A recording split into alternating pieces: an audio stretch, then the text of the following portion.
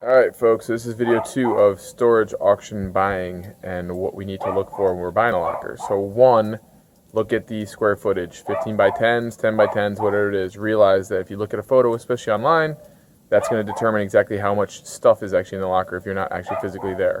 If you go to a live auction, you'll actually see what's in there. You can actually decide whether or not that's enough room for you, or if you have enough room in your house, I should say, or in wherever you're storing the stuff to actually store it. 2, what I look for in a locker is this: proof and pride of ownership. So basically, if they have boxes just thrown a miss, bunch of bags of clothes, stay away from those.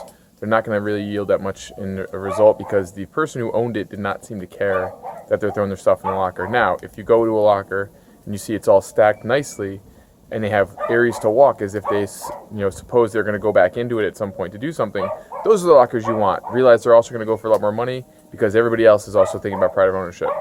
I love dusty lockers, but not regular dust. I want dusty lockers that have old-looking boxes.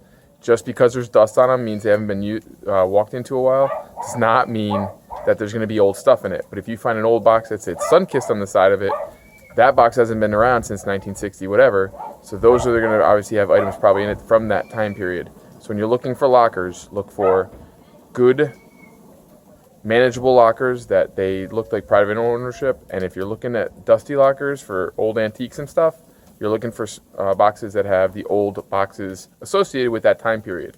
That's how I would go about it when I look at the things. Once you buy that locker, remember too, you are now in control of all the contents. You usually have about 3 days to get it out of there.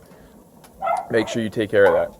Anyway, till next time, we will talk about how to move your stuff once you start going through it, which is when you can find some jewels, and I will actually go over a couple of the jewels that I have found in my time doing these locker auctions. They are a lot of fun.